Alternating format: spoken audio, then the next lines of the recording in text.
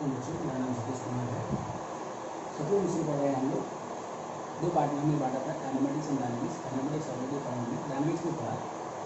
Dynamics में भी अब एप्लीकेशन क्वेश्चन में आया कि सर्कुलर मोशन की नॉलेज हम लोग कहाँ अप्लाई करेंगे, यानी कि आम लाइफ में जितने हम लोग सर्कुलर मोशन देखते हैं या कोई नेचुरली अपन सर्कुलर मोशन में, उस पर हम लोग एनालाइज करेंगे उसको। उसी क्रम में पहले हम लोगों ने सर्कुलर टर्निंग ऑफ रोड्स बहुत डिटेल में देखा। दूसरा हम लोगों ने स्टार्ट किया था केमिकल टर्निंग। हमने कहा था कोई एक स्ट्रिंग है fix eight one and and दूसरे एंड को फ्री रखेंगे, एक मैसिव ऑब्जेक्ट को वहाँ पे अटैच कर देंगे और उसको हॉरिजॉन्टल सर्कल में एक इनिशियल काइनेटिक एनर्जी देंगे, जो भी एक यूनिफॉर्म सर्कुलर मोशन में सेट करेंगे और इसका एनालिसिस हम लोग करेंगे। तो हमने दो इक्वेशंस लिखा है, हॉरिजॉन्टल एंड वर्टिकल डायरेक्शन से पिछली क्लास में देखा था। एक हॉरिजॉन्टल इक्वेशन था हमारे पास, सॉरी एक वर्टिकल डायरेक्शन का इक्विलिब्रियम था, इसलिए ये इक्वेट करा हमने। हॉरिजॉन्टल डायरेक्शन में फोर्स प्रोवाइड करवा रहा था, जिसको हमने इक्वेट किया हमने इस बार। कुछ पैरामीटर्स को हमें निकालना था, एनालाइज करना था, कुछ का एक्सप्रेशंस याद करने के लिए, प्रॉब्लम बनाने के लिए, फॉर्मूला ड्राइव करना था। इसके लिए हमने पहला स्पीड का कल हमने ड्राइव किया, एंगुलर स्पीड का किया। अभी इक्वेशन आया था हमारे पास, speed to under root R G tan theta, जहाँ थीटा क्या है, एंगल ऑफ कोन है, R radius of circular path है, and G acceleration due to gravity है। एंगुलर स्पीड निकाला था हम लोगों ने, तो G tan theta upon R, या आप कह सकते हैं G cos theta upon L. यहाँ पे एल लेंथ ऑफ पेंडुलम बोल सकते हैं, है ना, यानी कि पेंडुलम का लेंथ क्या, जो स्ट्रिंग का लेंथ रहता है वो पेंडुलम का लेंथ रहता है, provided we neglect the dimension of the bob, that is particle mass. In certain cases अगर ये थोड़ा सा बड़ा है, मान लीजिए कि length of the pendulum 1 metre है और इस बॉब का डायमेंशन थोड़ा सा 0.1 मीटर या समथिंग हो सकता है, उस केस में हम लोग नेग्लेक्ट नहीं करेंगे, एटलीस्ट 10 टाइम से तो कम होना चाहिए। अगर उससे भी ज़्यादा है, 0.1 से भी थोड़ा सा ज़्यादा है, तो हम कंसीडर करेंगे। तो उस केस में ये जो स्ट्रिंग का लेंथ है और ये बॉब का लेंथ है, दोनों को कंबाइन करके जो नेट लेंथ होगा उसी को लेंथ ऑफ पेंडुलम हम लोग बोलेंगे बच्चों, है कि नहीं। यानी कि आप कह सकते हैं कि अगर यहाँ पे कैपिटल एल है, लेंथ ऑफ स्ट्रिंग है, स्मॉल एल है, डायमीटर ऑफ द बॉब, है ना, तो इस केस में ये टोटल लेंथ लेंगे। क्योंकि अगर ये बहुत छोटा है तो इसको नेग्लेक्ट करें नहीं होगा, तो लेंगे टोटल लेंथ, उसको लेंथ ऑफ पेंडुलम बोल रहे हैं। तो इसलिए हम चूंकि अभी डायमेंशंस की बात नहीं कर रहे, इसलिए ओवरऑल लेंथ ऑफ पेंडुलम की बात करें, कैपिटल एल की बात कर रहे हैं। ठीक है बच्चों, ना मुझे निकालना है period of revolution. Period of revolution किसको बोलते हैं बच्चों। एक बात देखिए, ये पार्टिकल सर्कुलर पाथ में है, लेकिन कैसे, रिपीटेटिव मैनर में है, रिपीट कर रहा है, अपने ही ट्रैक को बार बार बार बार बार बार रिपीट कर रहा है। इस तरीके के मोशन को रिपीटेटिव मोशन भी बोलते हैं, रिपीटेटिव मोशन भी बोलते हैं। और अगर इस रिपीटेशन में, हर रिपीटेशन में अगर सेम टाइम लेता हो, मान लीजिए कि एक रिपीटेशन कर रहा है, एक साइकिल कंप्लीट कर रहा है, इस रिपीटेशन को हम लोग साइकिल भी बोलते हैं। एक साइकिल कंप्लीट कर रहा है, उसमें टाइम ले रहा है 10 सेकेंड, फिर दूसरे साइकिल में भी टाइम ले रहा है 10 सेकेंड, तीसरे साइकिल में भी टाइम ले रहा है 3 सेकेंड। इस तरीके का मोशन को हम लोग पीरियोडिक मोशन बोलते हैं या हार्मोनिक मोशन बोलते हैं। इसको बहुत डिटेल में जब हम लोग ऑसिलेटरी मोशंस पढ़ेंगे, यानी सिंपल हार्मोनिक मोशन पढ़ेंगे, तो वहां पे जानेंगे बच्चों। आप इतना भी जानिए, कोई भी पार्टिकल अगर अपने ही कोई पार्टिकल मोशन में है और अपने ही ट्रैक को बार बार रिपीट कर रहा है, इस तरीके के मोशन को हम लोग बोलते हैं रिपीटेटिव मोशन। और अगर हर रिपीटेशन के में, अगर हर साइकिल में इक्वल टाइम ले रहा है, तो इसको हम लोग बोलते हैं पीरियोडिक मोशन। और इसी टाइम को हम लोग बोलते हैं पीरियड ऑफ द मोशन बोलिए, पीरियड ऑफ रिवॉल्यूशन बोलिए। क्योंकि यहाँ पे सर्कुलर ट्रैक पे है, इसलिए रिवॉल्यूशन शब्द ज्यादा मतलब संगत है, इसलिए हम लोग रिवॉल्यूशन बोल रहे हैं, पीरियड ऑफ रिवॉल्यूशन बोलिए, है कि नहीं। तो एक बात तो आप साफ है कि ये पीरियोडिक मोशन है, यानी कि हर रिवॉल्यूशन में, हर रिपीटेशन में, हर साइकिल में इक्वल टाइम ले रहा है, वही टाइम पीरियड हमें निकालना है। ऐसा क्यों हो रहा है, क्योंकि यूनिफॉर्म सर्कुलर मोशन है, कांस्टेंट स्पीड से जा रहा है और सेम ट्रैक पे जा रहा है, तो हर बार सेम ही टाइम लेगा, है कि नहीं, हर रिवॉल्यूशन में। इसी पीरियड ऑफ रिवॉल्यूशन को हमें निकालना है। तो एक सिंपल सा एक रिलेशन हम लोग इस्तेमाल करेंगे ट्रांसलेशन काइनेमेटिक्स का, कि नहीं। अगर कोई पार्टिकल यूनिफॉर्म स्पीड से मूव कर रहा हो, तो डिस्टेंस एंड स्पीड का जो रिलेशन था वो इस्तेमाल कर लेंगे, है कि नहीं। तो अगर कोई पार्टिकल यूनिफॉर्म स्पीड से मूव कर रहा हो, तो total distance traversed that is s will be equal to uniform speed that is constant speed into time t। अगर हम वन रिवॉल्यूशन की बात करें, तो यही टाइम हम लोग capital T that is period of revolution जिसको हमें निकालना है। तो आप कह सकते हैं बच्चों, यहां से ये जो s है, distance travel in one revolution है, और distance travel in one revolution क्या होगा बच्चे, ये तो सर्कुलर ट्रैक पे है, तो किसी सर्कल का जो पेरीमीटर होगा वही वन रिवॉल्यूशन में उसका डिस्टेंस ट्रैवल हो जाएगा, दैट इज आप कह सकते हैं 2 पाई आर, ये जानते हैं आप लोग पेरीमीटर वगैरह। स्पीड का इक्वेशन ऑलरेडी हम लोगों ने निकाला है बच्चों, तो ये हो जाएगा under root R G tan theta, and यहां से टी कह सकते हैं बच्चों। तो आप निकालना चाहे बच्चों तो ऐसे निकाल सकते हैं बच्चों, so that T will be equal to 2 pi r whole divided by r ji tan theta की बात कर सकते हैं, है ना। आप चाहें तो थोड़ा सा इसको और सिंप्लीफाई अगर हम लोग कर दें बच्चों, यहाँ पे अगर हम लोग इसको थोड़ा सा और सिंप्लीफाई कर दें बच्चों, so that T will be equal to, देखिए 2 पाई तो ऑलरेडी हम लोग रहने देते हैं, 2 पाई। अब देखिए ये आर अगर अंदर जा रहा है तो इसको हम लोग आर स्क्वायर लेंगे, स्क्वायर रूट के अंदर है, नीचे हो जाएगा आर जी tan थीटा। एक आर से आर कैंसिल कर दीजिए आप, तो क्या होगा बच्चों, सो 2 pi under root 1 upon g tan theta, या आप ऊपर कॉट थीटा ले सकते हैं, है कि नहीं, कॉट थीटा अपॉन जी, मैं जी tan थीटा ले रहा हूँ, हर याद करने में आसानी होगी। 2 pi upon g tan theta, ये पीरियड ऑफ रिवॉल्यूशन आप निकाल सकते हैं।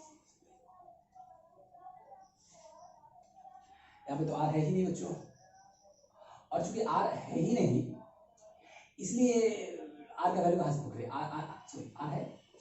आर है बच्चों, यहाँ पे आर स्क्वायर था और ये आर है, आर कैंसिल करें, एक आर ऊपर बचता बच्चों, r upon g tan theta, r upon g tan theta, इस बच्चों। नाउ एक अगला चीज हम पैरामीटर निकाला जाते हैं जिसको हम लोग फ्रीक्वेंसी ऑफ रिवॉल्यूशन बोलते हैं, फ्रीक्वेंसी ऑफ रिवॉल्यूशन बोलेंगे इसको, एन से, एफ से, न्यू से, इसको समटाइम एन से भी डिनोट किया जाता है, एफ से भी डिनोट किया जाता है, न्यू से भी डिनोट किया जाता है, देखेंगे बच्चों। फिलहाल तो हम लोग एन से डिनोट करेंगे इस चैप्टर में, कि अलग अलग चैप्टर्स में अलग अलग सिचुएशंस में। एफ इन जब वेव्स एंड मोशन पढ़ेंगे तो एफ वहाँ पे इस्तेमाल करेंगे, जब लाइट पढ़ेंगे तो वहाँ पे न्यू इस्तेमाल करेंगे। So frequency of revolution that is N निकालना, ये क्या होता है बच्चों, सिंपल सी बात है बच्चों, एक साइकिल कंप्लीट करने में टाइम ले रहा है 0.1 सेकेंड, तो पर सेकेंड कितना साइकिल कंप्लीट कर रहा है वो, पर सेकेंड, यानी कि 1 सेकेंड, द टोटल रिपीटेशन और cycle covered in 1 second, that is per second, is known as frequency of the motion, है कि नहीं, या रिवॉल्यूशन। यानी 1 सेकेंड में पर सेकेंड वो जितना रिवॉल्यूशन कंप्लीट कर रहा है उसको हम लोग बोलते हैं फ्रीक्वेंसी। तो that is nothing but the frequency 1 upon time period हो जाएगा, पर सेकेंड की बात कर रहे हैं तो टाइम का यूनिट सेकेंड होगा, इसको रेसिप्रोकेट कर देंगे तो ये क्या हो जाएगा बच्चों, पर सेकेंड हो जाएगा, साइकिल पर सेकेंड। तो 1 अपॉन, इसको अगर मैं थोड़ा सा अगर 1 अपॉन टी कर दी तो ये उल्टा हो जाएगा बच्चों, सो 1 अपॉन पाई हो जाएगा, 2 पाई हो जाएगा, एंड ये भी हो जाएगा उल्टा बच्चों, so g tan theta and upon r. अगर मैं थोड़ा सा इसको मिटा दूं बच्चों,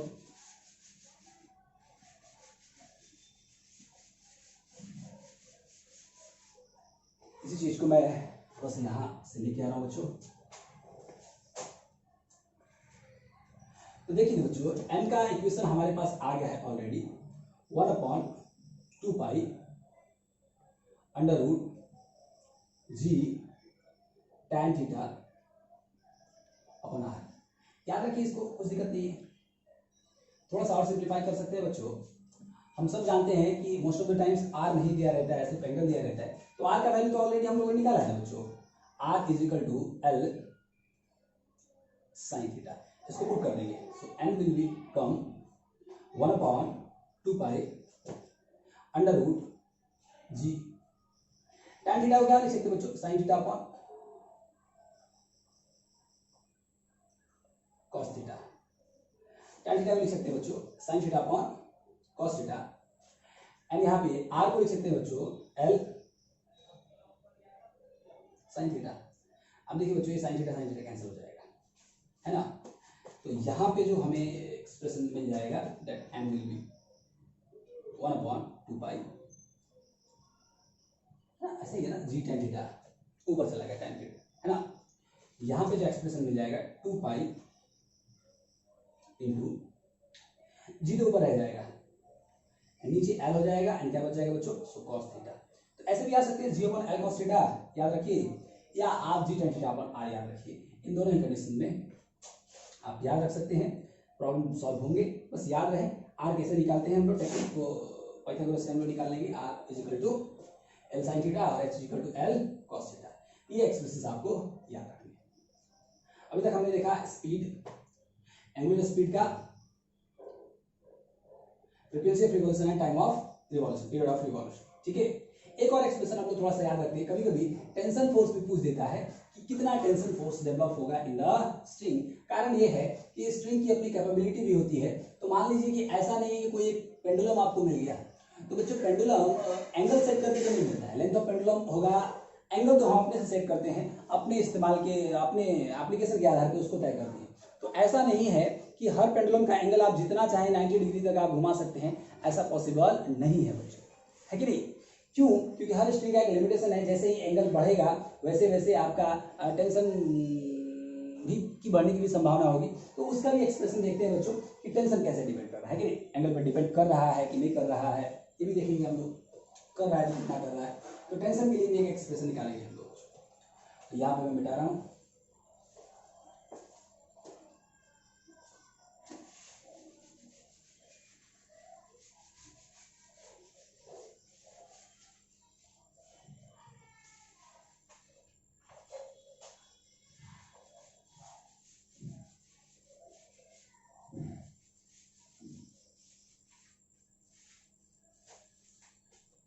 देखिए बच्चों इक्वेशन नंबर 1 और इक्वेशन नंबर 2 टेंशन निकालना हमें।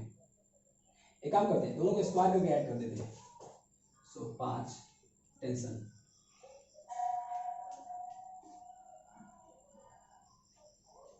जब देखिए दोनों को स्क्वायर करके ऐड कर देते हैं तो क्या हो जाएगा बच्चों, पहला 1 स्क्वायर एंड प्लस 2 स्क्वायर। तो पहला हो जाएगा बच्चों T not cos theta whole square